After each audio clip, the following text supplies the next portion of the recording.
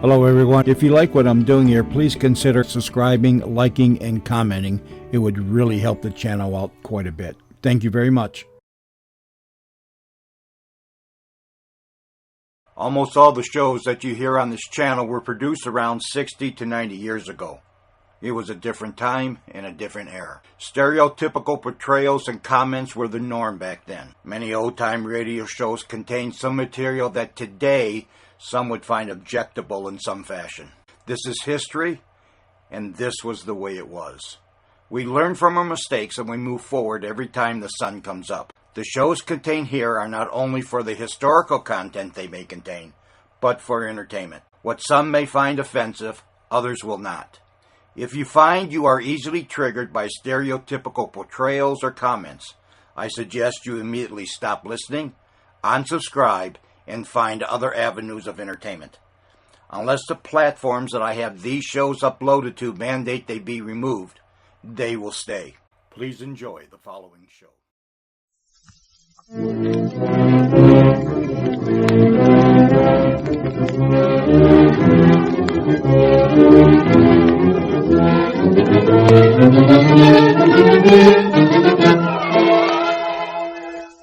The most delightfully fascinating character in the realms of mystery, Charlie Chan.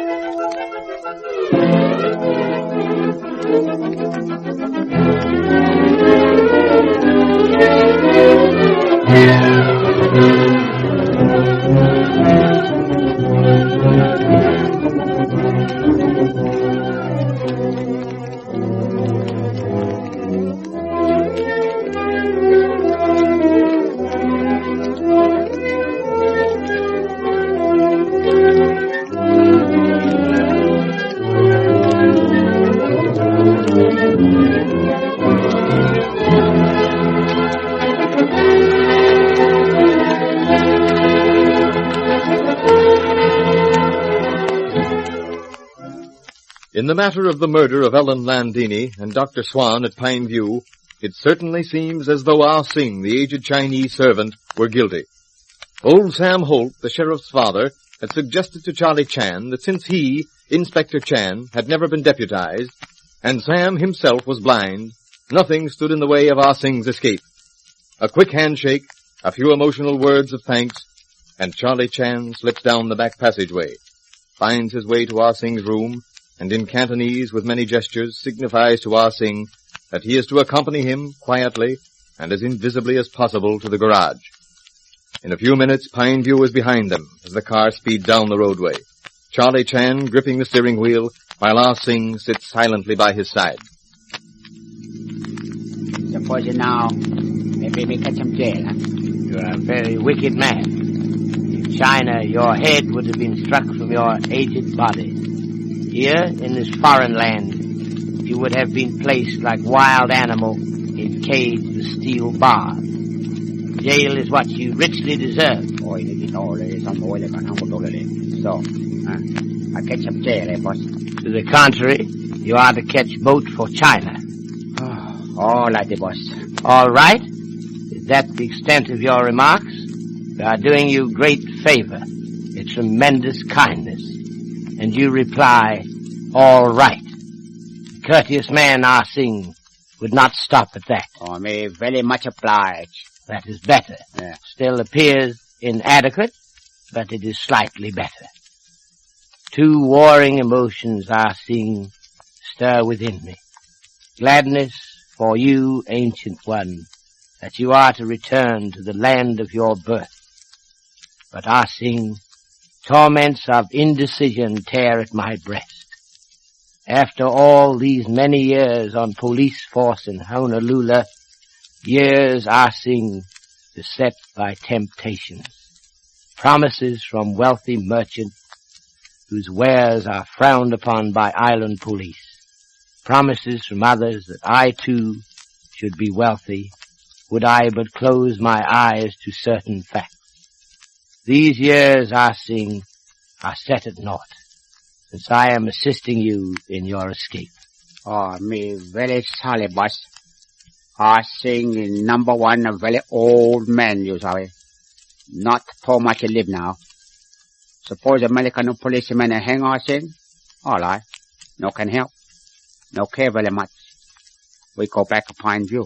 Apart from your erroneous impressions of duty of American policemen, Sing, there are other things. But please, I am not greatest driver in world.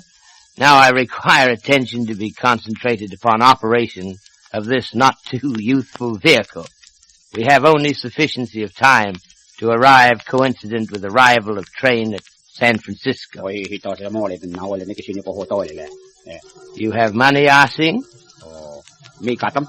Then you will purchase your own ticket. I am sorry, but we do not also furnish fare. We have 3 or 4 minutes, Ah Sing. I desire to impress upon you certain facts. The government has fallen upon evil times. It cannot even afford to squander a small piece of rope upon man like you, old man who is to die soon in any case. So it says, return to China and nowhere else. All right. I will go.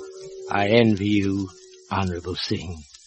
You will again sit before the children of your village. You will supervise the selection of your own burial place. I myself will see that your trunk is prepared and sent to you. Where shall I send it? To the establishment of my brother, Sing Gao in Jackson Street, the fish shop of delicious odors. It shall be done. For you, the past dies this afternoon. The future is born here, now. You understand? Me understand. Yeah. I am honored bearer of affectionate message for you, ancient one. Mr. Sam Holt has sent it. He is proud to have known you. An honorable man. May the 4 nails of his coffin be of purest gold. To match his heart. Yes, I think. Yes. We alight here. Không có đa, riêng cái đám với cái chỉ có lấy xin lắm. Nó mua cái lên, You still limp. Your knee still troubles you? On a very bad knee there. Plenty sore knees all right. Yes, indeed, yes. Yeah. The wound you acquired when you bumped into dressing table bench in Landini's old sitting room? Sure. After me shoot. Enough, Sing. Do not poke your finger through your own paper lantern. The luck is running high for you today, Ah Sing. Be cautious lest the heart of the law yet harden against you. Here is the train. Make purchase of ticket on way. It will avoid sight of 2 Chinese gentlemen at ticket office. What you say, boss? Goodbye, Ah Sing. May your entire journey be on sunny side of the road. Yeah. Goodbye. Me forget. You take it easy. Belong bossy. You tell him, bossy, too much work in this house. Sing go away, huh?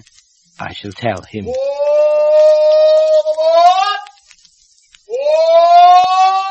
Bông quay đến đại chi nào cô? Đại chi. Ở lấy xin chứ cô, ở lấy liền mà. Thật chứ? Nà đây nè. Cái đây nè.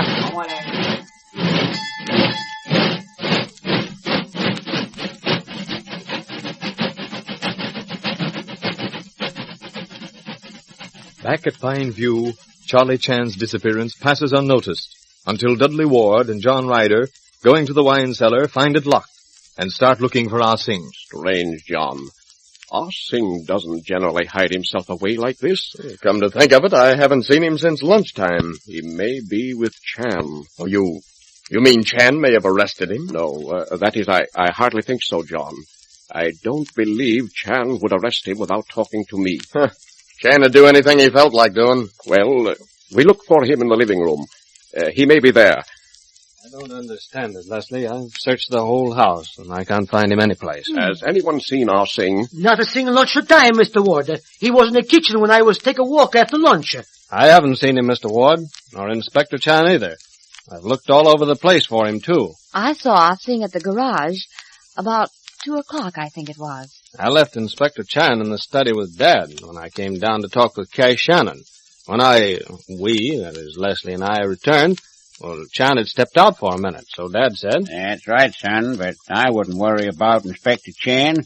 He can look after himself. I'm not worried about Chan, but I am anxious about Ah Sing. Well, I don't know as I'd worry much about Sing.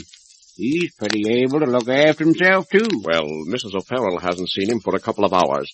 And, of course, Cecile and Ireland have been gone all afternoon. Here is a car approaching now. Ireland and Cecile, I think it is. Yes, it is. Yes? Yes. Yes, certainly. For you, Sheriff. Well, thanks. Hello? Oh, yes, Rankin. Yeah. Yeah? Oh, Gleason dead, huh? Yeah. All right. Yeah? Yes, it's all right. Goodbye. Here you are, Mr. Ward. All that stuff from Reno. And, by the way, we just overtook Inspector Chan driving the old car. Where? Down the road a little way. He'll be here in a minute. Good. I'm going to the study. Tell Chan I want to see him there. Come on, Leslie. You too, Dad. What's the matter, Don? You seem upset. I am upset. Who was that on the phone, Don? Rankin of the Chronicle. Oh. He said that Gleason was over at the depot and saw Chan and Ah Sing there. Yes?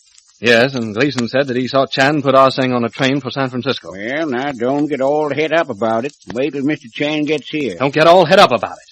Doggone it, after what Leslie told me about seeing Ah Sing come out of the study onto the balcony after hearing that shot. Well, now, sit down, son, and quit storming. There's an explanation for everything. Here, Mr. Holt. Sit down by the fire. Oh, I wouldn't worry about it, Don. Mr. Chan isn't likely to do anything wrong. Well, I don't get it at all. He just disappears, doesn't say anything about it to anyone. Then I get this call from Rankin. I had to pretend to Rankin that it was all right, and try to act as if I knew all about it. Well, you probably know all about it in a few minutes. Mr. Chan said that he'd tell you who the murderer is before the day was out. And it's getting pretty well on to dinner time now. Sheriff? Mr. Ward said that you awaited me in study. Yes, Inspector. I had a phone call from Bill Rankin. He tells me that you just took Ah Sing over to the train at Truckee. I suppose that was a favor, eh? Now, hold your horses, Don. I've been double-crossed, made a fool. Oh, well, now, if you have, I done it. I told Mr. Chan to take Ah Sing to Truckee. I told him to help Ah Sing get away to China. You? To China? And all the time you knew he was guilty as Sam Hill. You knew he came to this room and found Landini. I know all that, son. One moment, please. I cannot allow you, Mr. Holt, to shoulder responsibility for all blame. Now, how could you let me down like this? You know I'm a sworn officer. I've taken my oath to uphold the law. Well, we know all that, son, but there ain't any... I'm not going to stand here and talk. I'm going. Going, Sheriff? And going where? To San Francisco. But for what? For what? To get Ah Sing, to fetch him back, arrest him for the murder of Landini. One moment, Sheriff. You are making grave mistake. Ah Sing did not murder Landini. Well, so Inspector Chan does know something. If not Ah Sing, then who? After you have heard from your sponsor, Inspector Chan will be with us again.